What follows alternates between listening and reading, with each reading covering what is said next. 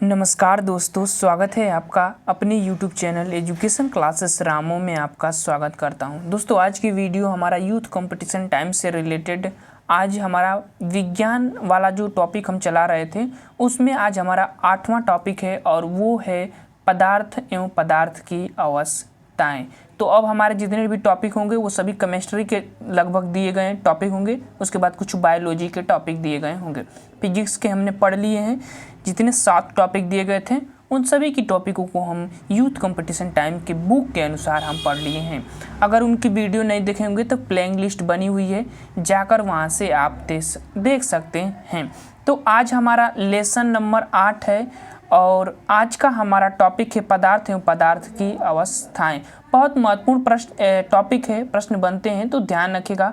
बहुत चुनिंदे प्रश्न यहाँ से बनते हैं, तो वीडियो को अंत तक देखिएगा। वीडियो पसंद आए तो चैनल को लाइक शेयर सब्सक्राइब जरूर करिएगा। और आपको बता दें कि शिक्षक भर्ती से रिलेटेड फ्री में नोट्स PDF आपको चाहिए तो इस एजुकेशन क्लासेस रामू के नाम से चैनल है, वहाँ पर टेलीग्राम चैनल है, वहाँ पर चले जाइएगा। वहाँ पर मैं फ्री में आपको ये सब नोट्स जो है उपलब्ध कराता रहता हूँ, तो जाइए और वहाँ पर ले लीजिए, फ्री में उपलब्ध है। तो चलिए, आज का हमारा टॉपिक है 8वां और वो है पदार्थ एवं पदार्थ की अवस्थाएं। आपको पता होगा कि पदार्थ की कितनी अवस्थाएं होती हैं। तो दरअसल ऐसे तो 3 अवस्थाएं होती हैं, लेकिन कुछ अवस्थाओं जैसे भौतिक आधार पर अगर हम बात करें तो पदार्थ के 5 अवस्थाएं मानी जाती है, जिसमें से आपको ठोस, द्रव और गैस दिया ही गया है। उसके बाद 2 प्लाज्मा एक होता है और एक BEC होता है, जिसको बोस आइंस्टीन कंडेंस उसको कहते हैं, कंडेंस उसको कहते हैं। तो ऐसे 5 अवस्थाएं भौतिक आधार पर जो है पदार्थ की बताई गई है। दरअसल हम इसमें 3 अवस्थाएं जो फेमस हैं उनके बारे में हम थोड़ा थ्योरेटिकल पार्ट पढ़ेंगे, जहां से प्रश्न बनते हैं। बहुत महत्वपूर्ण है, तो देखिएगा वीडियो को ध्यान से। इसका थ्योरेटिकल पार्ट थोड़ा सा मैंने इसलिए रखा क्योंकि ये आप लोगों के लिए काफ़ी महत्वपूर्ण है। जैसे इनके गुण हैं, सभी ये गुण हैं जो काफ़ी महत्वपूर्ण हैं, ठोस के, द्रव के, गैस के। एक एक देखते हैं। आयतन पहले हम बात करते हैं तो इसका ठोस का जो होता है आयतन वो निश्चित होता है। द्रव का भी हल्का कुछ निश्चित होता है, ये एक तरह से कह सकते हैं, लेकिन सबसे ज़्यादा निश्चित की बात करें तो ठोस का हो जाता है। उसके बाद गैस का तो आपको पता होगा कि उसका आयतन अनिश्चित होता है। आकार की बात करें तो इसका भी निश्चित होता है और द्रव का भी निश्चित होता है, लेकिन जिसमें आप धर देंगे उसी के आकार का ये ढल जाता है। और गैस का तो आकार अनिश्चित होता है, ये भी पॉइंट ध्यान रखिएगा। बहने की गुण की बात करें तो ठोस बहते नहीं हैं, ये पहली चीज़। द्रव से नीचे थोड़ा ये बहते हैं, मतलब गैस की तुलना में अगर बात करें तो द्रव कम बहता है और गैस जो है सबसे तेज़ी से बहता है, तो ये भी ध्यान रखिएगा।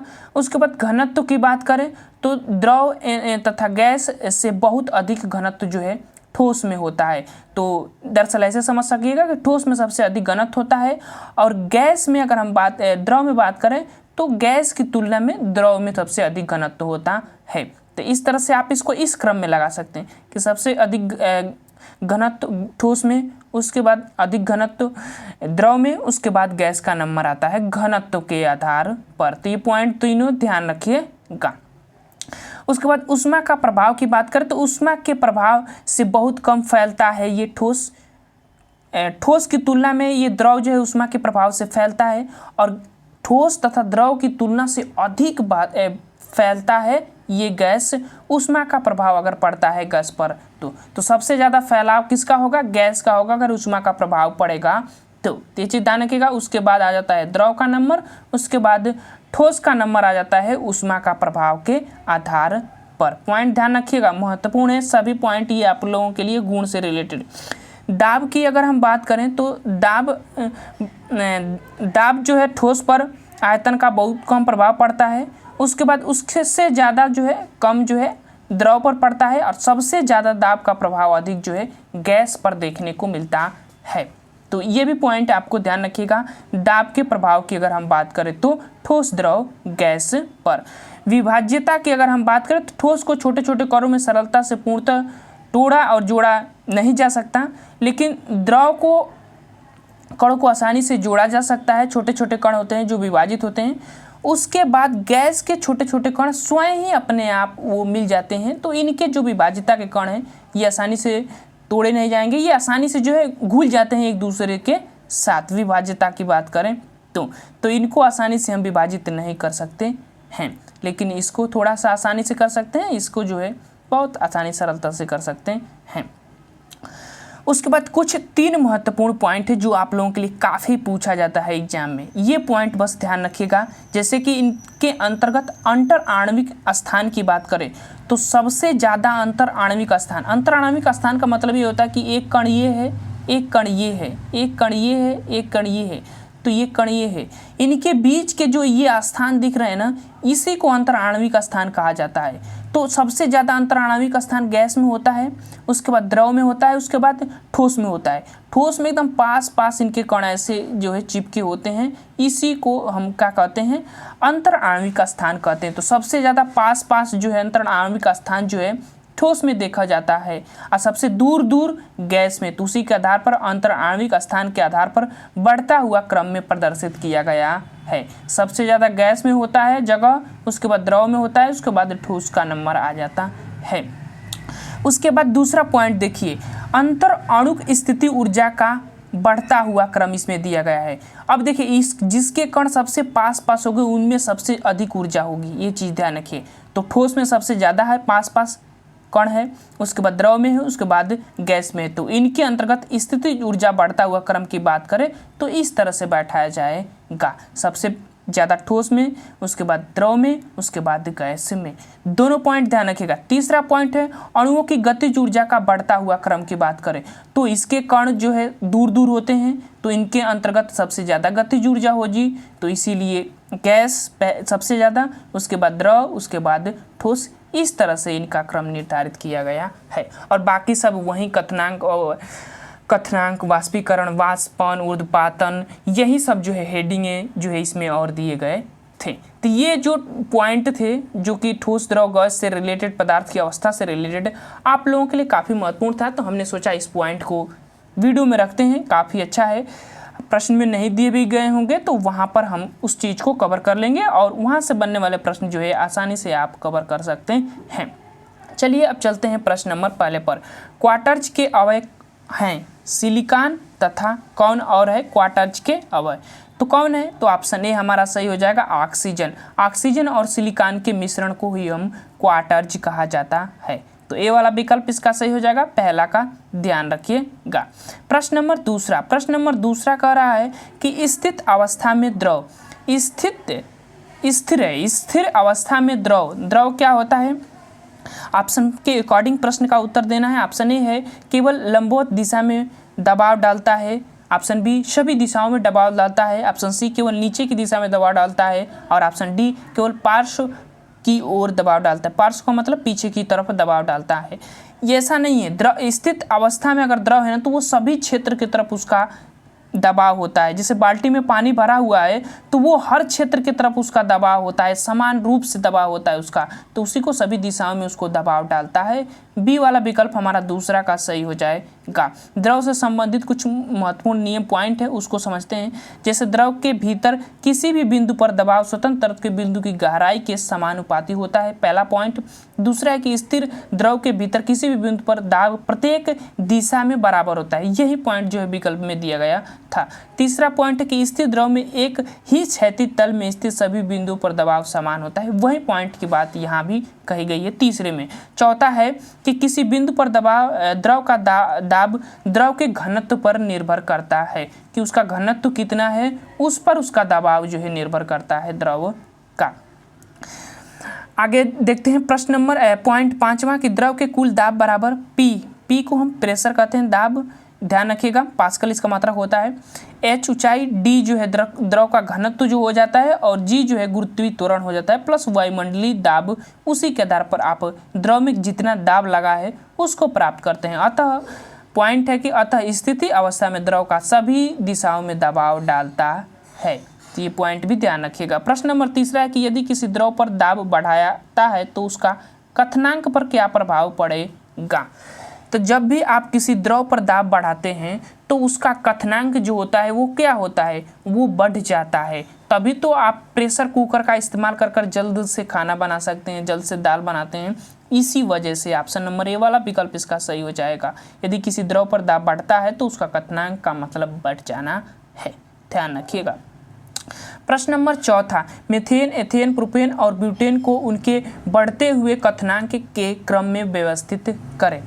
कौन से क्रम में व्यवस्थित करना है? इसमें कार्बन और हाइड्रोजन दोनों को ध्यान में रखकर इसका बढ़ते हुए क्रम व्यवस्थित करना है। आगे अभी हम बताएंगे। इसका जो विकल्प सही होगा वो होगा मीथेन, एथेन, प्रोपेन, ब्यूटेन, ऐसे क्रम हो जाता है। इसमें हाइड्रोजन कार्बन की संख्या सबसे ज़्यादा, उसके बाद इसमें, उसके बाद इसमें, उसके बाद इस मीथेन में होता है। चलिए आगे इसको हम बता देते हैं। जैसे मीथेन का सूत्र आपको पता होगा CH4 होता है। एथेन का सूत्र जो है C2H6 होता है। प्रोपेन का सूत्र C3H8 और ब्यूटेन का C4H10 होता है। तीनों चारों का सूत्र भी ध्यान रखिएगा। इसमें देखिए कार्बन 1 है और हाइड्रोजन 4 है, इसमें कार्बन 2 है, इसमें 6 है हाइड्रोजन, कार्बन 3 है, हाइड्रोजन 8 है, कार्बन 4 है और हाइड्रोजन 10 है। तो इनके बढ़ते हुए क्रम को हमें व्यवस्थित करना था, उसी के आधार पर यहाँ पर व्यवस्थित कर दिया गया है विकल्प पर। तो कार्बन और हाइड्रोजन की संख्या बढ़ते हुए कारण मीथेन से ब्यूटेन तक का क्वथनांक बढ़ता है। ये भी पॉइंट ध्यान रखिएगा। आगे चलते हैं। प्रश्न नंबर 5वां, दाब वृद्धि के साथ पानी का क्वथनांक क्या होता है वो आपको बताना है। तो दाब जैसे आप बढ़ाएंगे पानी के क्वथनांक पर क्या प्रभाव पड़ता है? तो कोई प्रभाव नहीं पड़ता है। 5वां का हमारा दाब वृद्धि के साथ पानी का क्वथनांक बढ़ता है। पानी का क्वथनांक बढ़ेगा ना तभी ना वो, अभी हमने बताया ए वाला विकल्प सही हो जाएगा। हमने सी कैसे पढ़ रहा हूँ, दाब वृद्धि के साथ पानी का क्वथनांक जो है बढ़ने लगता है। ए वाला विकल्प हमारा सही हो जाएगा। विकल्प उत्तर में क्या दिया है? यही दिया है, दाब वृद्धि के साथ पानी का क्वथनांक बढ़ जाता है। प्रेशर कुकर में यही युक्ति प्रयोग की जाती है जिसके अंदर ताप बढ़ना जाता, खाना शीघ्र पक जाता है। ऊर्ध्वपातन आपको पता होगा कि सीधे ठोस अवस्था से गैस अवस्था में परिवर्तन। तो कौन सा गुण इसका उदाहरण है आपको बताना है। नौसादर तो होता है लेकिन विकल्प तो नौसादर दिया नहीं गया है। आपका जो विकल्प सही होगा वो होगा सी वाला, अमोनिया क्लोराइड होता है। सी वाला विकल्प जो इसका सही हो जाएगा। उत्पादन का गुण अमोनिया क्लोराइड, नौसादर। अच्छा, नौसादर को अमोनिया क्लोराइड कहते हैं। और भी उदाहरण है जैसे कपूर भी हो जाएगा, एंथ्राक्सिन हो जाएगा, नेफेंथिन हो जाएगा, आदि भी उदाहरण जो है ऊर्ध्वपातन के अंतर्गत आते हैं। तो ऊर्ध्वपातन होता क्या है कि वह क्रिया जिसमें कोई ठोस पदार्थ द्रव से परिवर्तित हुए बिना सीधे वाष्पीय अवस्था में परिवर्तित होता है, उसी को ऊर्ध्वपातन कहते हैं। कपूर उसी का उदाहरण है। एंथ्रासिन, नेफथेलिन और नौसादर या अमोनिया क्लोराइड कह सकते हैं। प्रश्न नंबर 7 है कि 1 किलोग्राम पानी का 1 डिग्री सेल्सियस तापमान बढ़ाने के लिए आवश्यक ऊष्मा होती है 1000 कैलोरी ऊष्मा होती है। डी वाला विकल्प इसका सही हो जाएगा। ये याद रखिएगा, 1000 कैलोरी ऊष्मा की जरूरत होती है। प्रश्न नंबर 8, ठोस पदार्थ का वो गुण जिसमें ठोस पदार्थ बिना द्रव अवस्था में परिवर्तित सीधे गैसीय अवस्था में परिवर्तन हो जाता है, उसे हम ऊर्ध्वपातन कहते हैं। ये वाला विकल्प इसका सही हो जाएगा प्रश्न नंबर 8वां का। जैसे कपूर, नौसादर, अमोनिया क्लोराइड जिसको हम कहते हैं, वे सब उदाहरण जो है, नेफेंथिल, ये सब उदाहरण जो है ऊर्ध्वपातन के अंतर्गत आ जाते हैं। प्रश्न नंबर 9 है कि पानी से भरे गिलास में बर्फ का टुकड़ा तैर रहा है, यदि सारी बर्फ पिघल जाए तो जल का तल क्या हो जाएगा? तो वो अपरिवर्तित रहता है। सी वाला विकल्प इसका सही हो जाएगा। ऐसे प्रश्न पूछे जाते हैं तो ध्यान रखिएगा। दरअसल होता क्या है कि बर्फ मान लीजिए कि गिलास में रखा हुआ है और उसमें वो बर्फ गल रहा है धीरे धीरे, तो जितना बर्फ स्थान घेरेगा उतना ही पानी जो है वो गलकर उत्पन्न होता है, तो वही स्थान छेक लेता है, पानी में कोई परिवर्तन देखने को नहीं मिलता है। वही चीज़ यहाँ पर बताया गया है कि बर्फ के अणु की चतुर्फलकीय संरचना के कारण इसका घनत्व पानी से कम होता है तथा वह पानी में तैरता है। अब पहली चीज तो तैरता क्यों? तो घनत्व कम होता है तब तैरेगा। इसके पिघलने पर समस्त जल के अणु इतना ही आयतन ग्रहण कर लेते हैं, अतः पानी के तल में कोई परिवर्तन नहीं होता है। मतलब जितना वो ठोस अवस्था में था, स्थान घेरा था, उतने ही वो गलने के बाद वो अणु वहाँ पर भर जाते हैं और उसमें कोई परिवर्तन देखने को नहीं मिलता है। प्रश्न नंबर 10 है कि खाना पकाने के बर्तन के लिए सर्वोत्तम पदार्थ वह होगा जिसके लिए विशिष्ट ऊष्मा तथा ऊष्मा चालकता के मान क्रमशः होंगे। अब देखिए ऊष्मा चालकता ये ज़्यादा रहेगा तभी होगा। ऊष्मा चालकता विशिष्ट ऊष्मा कितनी होती है, तो हमारा जो विकल्प सही होगा वो होगा निम्न और उच्च। उच्च चालकता होगा तभी वो हमारा सर्वोत्तम जो है पदार्थ हो जाता है खाना पकाने वाले बर्तनों में। ए वाला विकल्प इसका सही हो जाएगा प्रश्न नंबर 10 का। आगे चलते हैं, खाना पकाने के लिए बर्तन के धातु की विशिष्ट ऊष्मा का मान निम्न तथा ऊष्मा चालकता का मान जो है उच्च होना चाहिए। ये वाला इसका विकल्प सही हो जाएगा। प्रश्न नंबर 11, वह काल्पनिक ताप जिस पर गैसों का आयतन शून्य हो जाए का मान कहलाता है, उसको हम कहते हैं -273 केल्विन।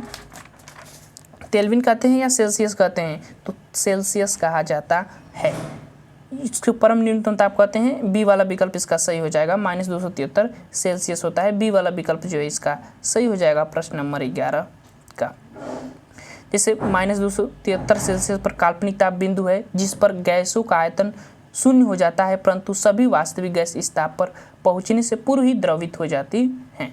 प्रश्न नंबर 12 है कि बादल रहित रातों वाले आकाश की अपेक्षा बादल छाए रहने वाले रातें अधिक गर्म होती हैं, क्योंकि जो बादल होता है ना वो जो है कम्बल का कार्य करता है। कम्बल का कार्य करने का मतलब कि वो ढका हुआ कार्य करता है। जैसे हम लोग कपड़ा पहनते हैं तो हमारे शरीर में ढक लेता है, इसीलिए ये कुचालक की भांति कार्य करता है। पृथ्वी की जो ऊष्मा होती है उसको आसमान में फैलने नहीं देता है। जैसे बादलों पर रातें सामान्य रातों की अपेक्षा अधिक गर्म होती हैं, क्योंकि आसमान में छाए गए बादल पृथ्वी के ऊपर कम्बल यानी कुचालक की भांति व्यवहार करता है, जो पृथ्वी की ऊष्मा को वायुमंडल में विसरित नहीं होने देता है, जिसके कारण पृथ्वी जो है वायुमंडल जो है गर्म महसूस होता है। प्रश्न नंबर 13, यदि एक द्रव को 70 सेल्सियस से 60 सेल्सियस तक ठंडा करने में 5 मिनट का समय लेता है, बहुत अच्छा प्रश्न है भाई, उसी द्रव को 60 सेल्सियस से 50 सेल्सियस तक ठंडा करने में कितना समय लगेगा? तो अब देखिए यहाँ पर देखिए पहले 70 से 60 होने में 5 मिनट, तो 60 से 50 होने में भी क्या लगेगा, ज़्यादा ही तो समय लगेगा। तो 13 का जो हमारा विकल्प सही होगा वो होगा 5 मिनट से अधिक समय लग सकता है उसको ठंडा होने में। बी वाला विकल्प 13 का सही हो जाएगा। यदि 70 सेल्सियस से 60 सेल्सियस तापमान होने में 5 मिनट का समय लगता है, तो 60 से 50 तापमान होने में 5 मिनट से अधिक समय लगेगा, क्योंकि तापमान कम होने पर ऊष्मीय ऊर्जा का प्रसार भी घटता है। तो तापमान कम होने पर ऊष्मीय ऊर्जा का प्रसार घटता है, इसीलिए 5 मिनट से ज़्यादा समय लगेगा। अंतर तो 10 ही का सेल्सियस का है, लेकिन समय जो है अधिक लगेगा, क्योंकि उसका जो ऊष्मीय ऊर्जा का प्रसार है वो घट रहा है, उसका तापमान भी घट रहा है। प्रश्न नंबर 14, किसी पदार्थ द्रव की श्यानता कितनी होती है? किसी आदर्श द्रव की श्यानता कितनी होती है? द्रव की बात हो रही है, आदर्श द्रव की श्यानता कितनी होती है वो आपको बताना है प्रश्न नंबर 14 का। तो शून्य होता है। सी वाला विकल्प जो है इसका सही हो जाएगा प्रश्न नंबर 14 का। देखिए किसी भी द्रव की श्यानता शून्य होती है। द्रव की श्यानता किसी तरल का वह गुण है जो अपने बल के कारण अपनी अवस्था या आकार में विकृति का विरोध करता है। ठोस में सबसे ज़्यादा होता है ये चीज़, ध्यान रखिएगा। सामान्य शब्दों में श्यानता किसी भी तल के गाढ़ेपन व उसके बहाव या प्रतिरोध करने की क्षमता का परिचालक होता है। उदाहरण के लिए पानी पतला होता है एवं उसकी श्यानता वनस्पति तेल की अपेक्षा कम होती है, तो जो कि गाढ़ा होता है बासमती तेल, तो इसीलिए कहते हैं पानी की श्यानता कम होगा और वनस्पति तेल की श्यानता जो है ज़्यादा होती है। प्रश्न नंबर 15, जब बर्फ पानी के ऊपर तैरता है तब उसका डैश डैश हिस्सा पानी की सतह से ऊपर आता है, तो कितना 1/10 भाग रहता है, तो उसको हम दशमलव में चेंज करेंगे, तो सी वाला विकल्प हमारा सही हो जाएगा 15 का। ध्यान रखिएगा। शुद्ध जल का 4 सेल्सियस पर घनत्व सबसे अधिक होता है, ये भी ध्यान रखिएगा कि 4 सेल्सियस पर शुद्ध जल का घनत्व सबसे अधिक होता है। इसकी तुलना में 0 सेल्सियस पर बर्फ का घनत्व इसके घनत्व का 1/9 गुना होता है। अतः शुद्ध जल में बर्फ का 90% भाग पानी की सतह पर 10% भाग जो है ऊपर होता है, जिसको हम 0.1% भाग में रख सकते हैं। प्रश्न नंबर 16 है कि पर्वतीय क्षेत्रों में जल का क्वथनांक क्या होता है? पर्वतीय क्षेत्रों में जल का क्वथनांक क्या होता है वो आपको बताना है प्रश्न के अकॉर्डिंग। वही जो समुद्र तल पर होता है? नहीं, समुद्र तल पर समान थोड़ी होगा, क्योंकि ऊपर जाने पर जो वायुमंडलीय दाब है वो कम हो जाता है। तो जितना समुद्र तल पर होता है उससे कम, एकदम बी वाला विकल्प सही हो जाएगा। क्योंकि जब आप प्रेशर आपका कम होगा, वायुमंडलीय दाब कम होगा, तो जो आपका कथनांक भी है वो भी कम हो जाएगा। तो समुद्री तल पर सबसे ज़्यादा होता है वायुमंडलीय दाब, तो यहाँ पर कथनांक सबसे ज़्यादा होगा और यहाँ पर सबसे कम होगा। बी वाला विकल्प जो है इसका सही हो जाएगा 16 का। तो समुद्र तल से ऊंचाई पर अर्थात पर्वतीय क्षेत्र में जाने पर ऊंचाई वृद्धि के कारण वायुमंडलीय दाब कम हो जाता है। वायु का दाब कम होने से जल का कथनांक भी कम हो जाता है, क्योंकि दाब बढ़ाने पर कथनांक में वृद्धि एवं दाब घटाने पर कथनांक में कमी होता है। तो ये पॉइंट ध्यान रखिएगा। जैसे आप प्रेशर घटाएंगे तो दाब कथनांक भी कम हो जाएगा, जैसे आप प्रेशर बढ़ाएंगे तो कथनांक भी बढ़ जाएगा। और वायु वहाँ पर कम पाया जाता है पर्वतीय क्षेत्रों में, तो वहाँ पर जो है दाब कम होता है तो कथनांक भी कम होगा। कथनांक का मतलब होता है कि जिस ताप पर कोई वस्तु कोई पदार्थ खौलने लगता है उसी को हम कथनांक कहते हैं। अब कहीं मान लीजिए कि अगर मैं कहूँ कि यहाँ पर 80 सेंटीग्रेड सेल्सियस पर ये खौल रहा है यहाँ पर समुद्र तल पर, तो वहाँ जाने पर उसका तापमान जो है 100 सेल्सियस रहेगा, तब जाकर खौल सकता है। क्योंकि जितना प्रेशर आप लगाएंगे उतना ही वो खौलेगा, जितना कम लगाएंगे उतना ही कम वो खौलेगा। यही चीज़ होती है, प्रेशर बढ़ेगा तो कथनांक भी बढ़ेगा, प्रेशर घटेगा तो कथनांक भी घट जाता है। ये चीज़ ध्यान रखिएगा। प्रश्न नंबर 17, बुरादे से ढकी हुई बर्फ जल्दी से क्यों नहीं पिघलती है? क्यों नहीं पिघलती है बुरादे से ढकी हुई बर्फ? ऑप्शन ए है बुरादा हवा को बर्फ तक नहीं जाने देता, ऑप्शन बी है बुरादा पानी को सोख लेता है, ऑप्शन सी है बुरादा उष्मा का कुचालक है और ऑप्शन डी है बुरादा उष्मा का सुचालक है। प्रश्न नंबर 17 का जो हमारा विकल्प सही होगा वो होगा बुरादा जो है उष्मा का कुचालक है। यही चीज़ें जो बाहर की उष्मा है वो बर्फ पर जाने नहीं देती है उसके छिद्रों में, तो सी वाला विकल्प जो है इसका सही हो जाएगा। बुरादा जो है उष्मा का कुचालक होता है। 17 का सी वाला विकल्प। बुरादे से ढकी हुई बर्फ जल्दी से इसलिए नहीं पिघलती क्योंकि बर्फ की दीवारों के मध्य हवा की परत होती है जो उष्मा का कुचालक होती हैं, जिससे अंदर की उष्मा बाहर नहीं जा सकती और बर्फ की जा पाती। फलस्वरूप बर्फ का तापमान बाहर की अपेक्षा नियत रहता है, मतलब अंदर का बाहर नहीं जाएगा, बाहर का अंदर नहीं आ पाता है बुरादा लग जाने के बाद। प्रश्न नंबर 18 है कि जब एक ताजे अंडे को नमक के पानी में डालने पर क्या होता है? तो सीधी बात, जब उसमें पानी में डालेंगे तो डूबी हुई तल में चला जाता है, तैरने लगता है। सी वाला विकल्प इसका सही हो जाएगा। दरअसल होगा क्या है कि जैसे ही पानी का घनत्व बढ़ जाता है, नमक युक्त पानी होता है, तो वो अंडे के घनत्व से पानी का घनत्व ज़्यादा होता है, और जब किसी भी चीज़ की घनत्व ज़्यादा हो जाता है तो वो किसी भी चीज़ को तैराने लगता है अपने ऊपर। तो एक ताजे अंडे को नमक के पानी में डालने पर अंडा तैरता है क्योंकि नमक के घोल का घनत्व अंडे के घनत्व से अधिक हो जाता है, इसीलिए जो है वो तैरने लगता है। सी वाला विकल्प जो है इसका सही हो जाएगा। ये थे इस टॉपिक से रिलेटेड, पदार्थ की अवस्था से रिलेटेड इंपॉर्टेंट क्वेश्चन जो बुक में दिए गए थे, मैंने आपको करा दिया है। जल्द ही हम अगला लेसन लेकर आएंगे जो कि काफ़ी महत्वपूर्ण है, अम्ल क्षार एवं लवण से रिलेटेड। तो चलिए दोस्त, वीडियो को समाप्त करते हैं। वीडियो पसंद आए तो चैनल को लाइक से सब्सक्राइब जरूर करिएगा। Thank you for watching this video.